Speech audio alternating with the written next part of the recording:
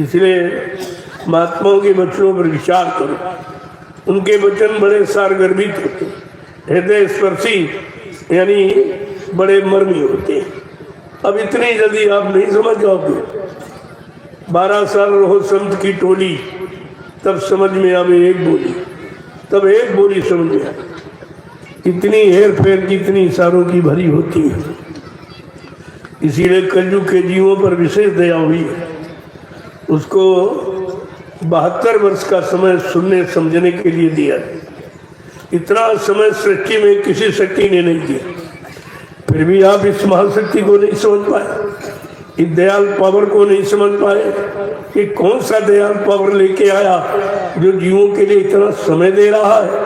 यहाँ तो एक घड़ी भी तुम्हारे लिए बेसी नहीं है, समय निश्चित है, उस समय पर आपको जाना ही पड़ेगा। लेकिन दयाल ने कैसी दया की कि आपका समय बढ़ा दिया, और फिर भी नहीं चाहते तो सृष्टि में बचाने वाला कोई नहीं होगा। जय गुरुदेव। आज ये महाशिवरात्रि का पर्व 12 बजे रात्रि से लागू हो जाए। भगवान शिव ने इसी रात्रि में अपने शिव तीसरे नेत्र को जगा लिया था, लेकिन आगे का गुरु न मिलने के कारण वहीं तक सीमित रहे। रात पाट तो शिवलोक का मिल गया, लेकिन जीवात्मा की मुक्ति नहीं, क्योंकि मुक्ति कराने वाले कोई संत महापुरुषों को नहीं मिले थे। इसलिए सारी शक्तियां बीच के मंडलों की अपनी अपनी जगह पर रह गई हैं, वहाँ का सुख आनंद भोग रही हैं, लेकिन जीवात्मा नहीं जग पाई, तो अपनी जगह आज भी पड़े बेचारे। अब कोई हो जगाने वाला तो जगेगा, जब जगाने वाले नहीं, सब सोने वाले हैं, सब भ्रमित हैं, सब संदेह भूल भ्रम में फंसे हैं, सब भोगों में फंसे हैं, सब स्वार्थ लोभ लालच मान सम्मान में डूबे हैं। तो ये परमात्मा का संदेश कौन देगा, कौन सुनाएगा?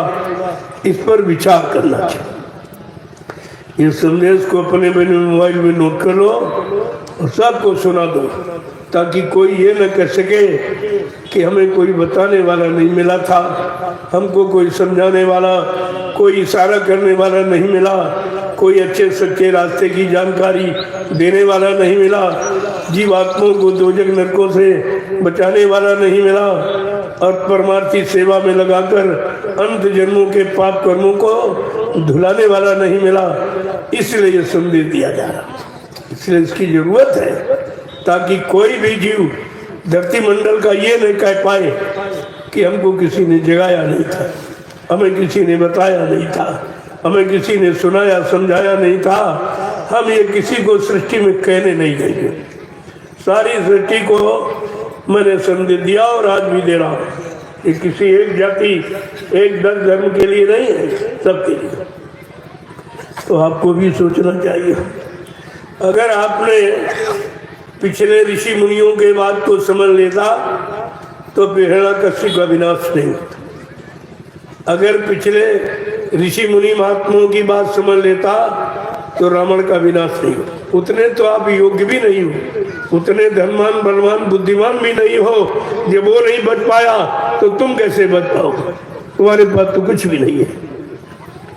और यही द्वापर में जो अवतारी शक्तियों की बात नहीं मानी गई तो राजा का विनाश हुआ, और साथ साथ में उसकी प्रजा का विनाश हुआ जो राजा के पीछे भगी। ऐसे जुर्मी राजा पर विश्वास किया जो दया से और शांति से और धर्म से मानवता इंसानियत से बहुत दूर बैठा है। केवल भेष पर मत जाओ, अपने देश जाने की बात सुनो। ये भेष तुम्हारे देश का नहीं है, तुम्हारे देश में पहुंचाने का नहीं है। ये भेष काल नगरी का है। इन भेष के पीछे दौड़ोगे तो काल नगरी तुम्हारी कभी छूटेगी नहीं। यहीं पर जन्मते मरते रहोगे, छुटकारा आपको नहीं मिलेगा। इसलिए अपने सच्चे देश सत्य देश जाने के लिए संत महापुरुषों के वचनों को सुनो, और वो तुमको ये बाहरी खोल से प्रेम नहीं कराते। ये तो जो वस्त्र है लाल पीले नीले जो पहने लोग, ये तो इस शरीर रूपी कवर का, और ये शरीर रूपी कवर जीवात्मा का खोल है। वो जीवात्मा का खोल है शरीर, और शरीर का खोल ये कपड़ा फपड़ा।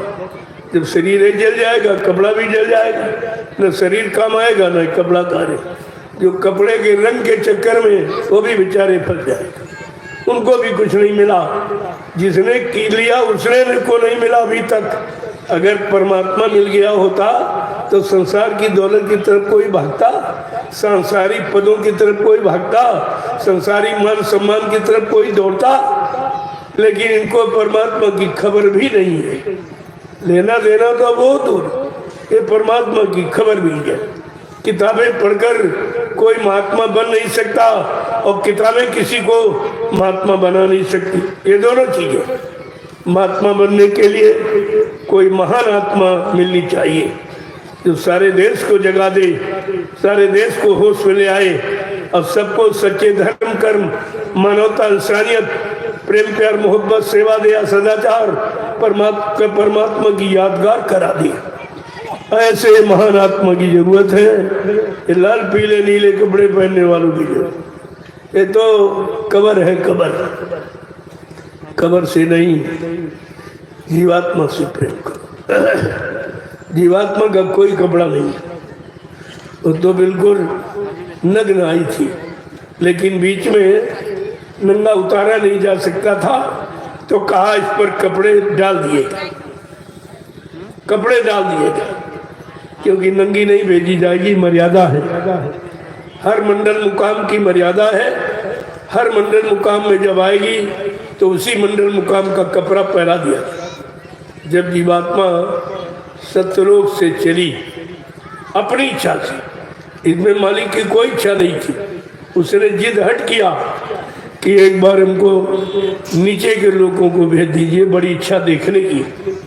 यद्यप सत्पुरुष ने वो तेरा मना किया, अरे देख पागल मत बन, नीचे सबसे नीचे काल माया का देश बहुत गंदा है, बहुत खराब। लेकिन इतनी प्रेरणा मजबूत उसको भर दी गई थी कि बार बार कहती नहीं नहीं, एक बार दया कर दीजिए, भेज दीजिए।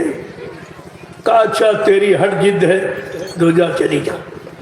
जब सत्यलोक से जीवात्मा को उतारा, वहाँ जीवात्मा पर कोई कपड़ा नहीं हो तो सब वहाँ सुरते ही सुरती।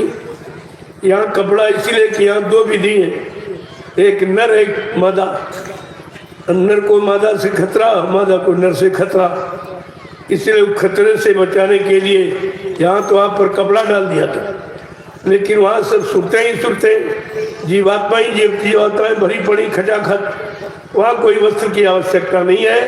लेकिन सत्यलोक के नीचे कोई जीवात्मा को जो भेजा जाएगा वो लिबास में आएगी, कपड़े में आएगी। उसी तरीके से जब ये सत्यलोक से कारण लोक में आई, क्योंकि ये सीढ़ी लगी हुई, ये 5 डंडों की सीढ़ी है। जब कारण लोक में आई तो नंगा देखकर कारा कपड़ा पहना दिया। इसके नीचे जब सतपुरुष में उतारा हम सब जीवात्माओं को, तो सूक्ष्म कपड़ा पहना दिया, जो 9 तत्वों का सब स्पर्श रूप रसगंध चतुष्संताकरण मन बुद्धि चित्त और अहंकार, ये 9 यानी मतलब वो कपड़ा पहना दिया। और इसके बाद जब जीवात्मा को उतारा तो वो नीचे आई लिंग लोक में, इसी को देवलोक कहते हैं। इसमें 9 तत्वों 17 तत्वों का कपड़ा पहना दिया। 10 इंद्रियां, चतुष्संताकरण मन बुद्धि चित्त और अहंकार, ये 17 तत्वों का कपड़ा पहना दिया। जब जीवात्मा को, क्योंकि वो सबसे नीचे लोक को देखना चाहती थी, अब सबसे नीचे लोक में जब उतारा, जिसे मृत्यु लोक कहते हैं, और संतों ने इसको सुख लोक भी कहा, भी कहा। जब यहाँ आई तो यहाँ उसको 5 तत्वों कपड़ा पहना दिया, ताकि हर लोग के कपड़े का ज्ञान हो जाए। ये कपड़ा पहना दिया 5 तत्वों का, 5 तत्वों का कपड़ा, जल पृथ्वी अग्नि वायु आकाश, ये 5 तत्वों का कपड़ा पहना दिया। अब जीवात्मा पर कितने खोल कवर हो गए? पहला कारण, दूसरा सूक्ष्म, तीसरा लिंग और चौथा स्थूल, ये 4 कवर पहना दिया। जो 4 कपड़ों को उतारेगा या उतारा जानता है, उतारने की शक्ति सामर्थ्य रखता है, वो नाम दान देगा। बाकी नाम दान कोई नहीं दे सकते। और तुम ये भी बोल गए। एक सुनाने लगा, पीछे दौड़ पड़े, नाम दान दे रहा। मैंने पूछा भाई कौन नाम दान दे रहा? अरे संत महापुरुष ने तो 5 नाम आपको दे दिए, क्या इसके अतिरिक्त कोई और नाम दे रहा है? क्या 7-8 लोग कोई नाम दान दे रहा? कैसे तुम कह रहे हो? वो पहले भी सुनाता था और आज भी सुनाता है। और 10 साल का बच्चा अगर बाबा जी से सुना तो वो भी तो सुना देगा, लेकिन सुनाने वाला कुछ दे नहीं सकता, कुछ कर नहीं सकता, तुम्हारा उद्धार, तुम्हारा कल्याण नहीं कर सकता, तुम्हारी जीवात्मा को जगा नहीं सकता। ये काम वो करेगा जो करना जानता है। ये सुनने वाला और पढ़ने वाला और सुनाने वाला ये आपका काम नहीं है। लेकिन तुम ये भी तो भूल गए, अगर गुरु वचनों को याद करते हैं तो तुम ठगे नहीं जाते, तुम्हें झूठ में और पाखंड बाह्यडंबर में फंसाया नहीं जाता। लेकिन तुमने गुरु वचनों को भुलाया है और गुरु को भुलाया है और गुरु की शरण को छोड़ा है, तो निश्चित तुम्हारा कल्याण होने वाला नहीं है और कोई कर ही नहीं सकता। इसलिए मैं अंतिम चरण में ये फिर आपको सलाह देना चाहता हूँ, समर्थ सदगुरु की तलाश करो, वो छुटकारा दिलाने। और यहाँ कोई राजा प्रजा ज्ञानी ध्यानी विज्ञानी ये इनके पास नहीं कुछ, ये सब किताबें पढ़ के बैठे, इन्होंने किया नहीं है, न इनमें संयम है, न कोई त्याग है, न मतलब यानी सेवा है, कुछ नहीं, केवल स्वार्थ, केवल मान सम्मान, इसके अलावा कुछ नहीं है। मानी सम्मानी अभिमानी, न इनसे काम खुद उसका होगा न वो तुम्हारा काम कर सकते। गोस्वामी जी महाराज ने इशारा करके जीवों के लिए रामचरितमानस उनको लिखनी पड़ी कि कलयुग का जीव बड़ा भ्रमित है, ये बेचारा कैसे जागेगा। और जगाने वाले संत आएंगे तो उनकी इसको पहचान नहीं है कि कौन संत है कौन असंत है, क्योंकि वो कोई अलग शरीर धारण नहीं करते हैं। शरीर तो पंचभौतिक रहेगा, अगर ये शरीर नहीं होगा तो आप उनकी बात नहीं समझ पाओगे, उनके इशारों को नहीं समझ पाओगे, उनकी दया को नहीं समझ पाओगे। इसलिए जीवों के हित के लिए उन्होंने मानव तन धारण किया है नहीं धारण किया। इसलिए जब चाहेंगे मनुष्य खोल को छोड़ देंगे, अपने घर चले जाएंगे। जब उनका काम हो जाएगा तो अपने घर चले जाएंगे। जो उनकी बात मान लेगा, उनकी युक्ति समझ लेगा, वो भी शरीर छोड़कर अपने घर चले जाएंगे। तो ये चला चली का मेला है, ये रुकने वाला फंसने वाला नहीं, चला चली का मेला। जितनी जल्दी निकलो अपने घर पर। लेकिन अभी ये बात किसी की समझ नहीं, क्यों? फिर ये वो धर्म शास्त्र गलत माने जाएंगे जिनमें पहले लिख दिया गया विनाश काले विपरीत बुद्धि।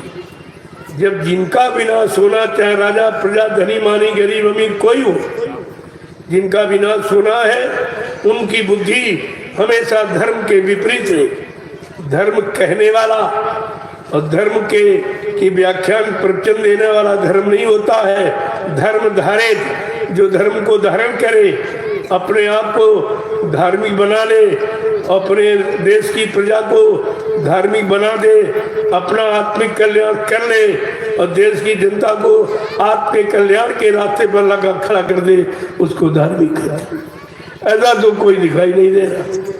सबको अपनी बड़ी पड़ी है, किसी को राजा बनने की, किसी को प्रजा बनने की। अरे एक बार बन गए, 2 बार बन गए, समझ नहीं पाए। इसके बनने में तुम्हारा बिगाड़ हुआ है कि तुम्हारा बना हुआ। इतने बिगड़ गए हो, कितने हजार वर्षों तक आपको नरकों की योनियों में चक्कर लगाना पड़ेगा, क्योंकि जिनको जिनको धोखा दिया है, जिनसे झूठ बोले हो, ईश्वर को साक्षी करके ये शपथ ग्रहण करते, ये ईश्वर से भी नहीं डरते। जो भगवान नहीं डरता है वो तुम जैसे इंसानों से क्या डरेगा। इसलिए ऐसे को ये समझना चाहिए। गोस्वामी जी महाराज को लिखना पड़ा कि जा सुराज प्रिय प्रजा दुखारी, सो न पवस नरक अधिकारी। क्या ये भी नहीं पढ़ते ये? वैसे तो श्री राम के पुजारी बनते हैं और श्री रामचरितमानस को बिल्कुल नहीं मानते, बिल्कुल अक्षर ही नहीं जानते कि राजा के लिए क्या लिखा संतों ने, कि तुम्हारा बचाव कैसे होगा, तुम्हारा उद्धार कैसे होगा, तुम्हारा आत्मिक कल्याण कैसे होगा, तुम्हारी प्रजा की रक्षा कैसे होगी, प्रजा को नरकों से बचने से कैसे रोकोगे, ये सब तो लिख दिया गया। लेकिन कोई मानने वाला, कोई पहचानने वाला, कोई अपने ऊपर धारण करने वाला, लागू करने वाला तो है नहीं।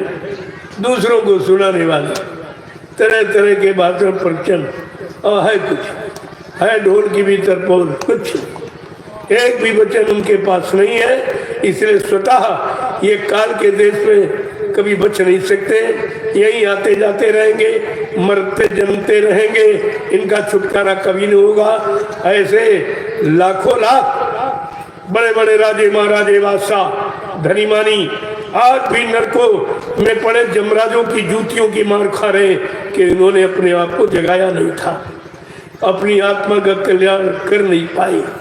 वो बेचारे मरे तो ये कहाँ बचने वाले।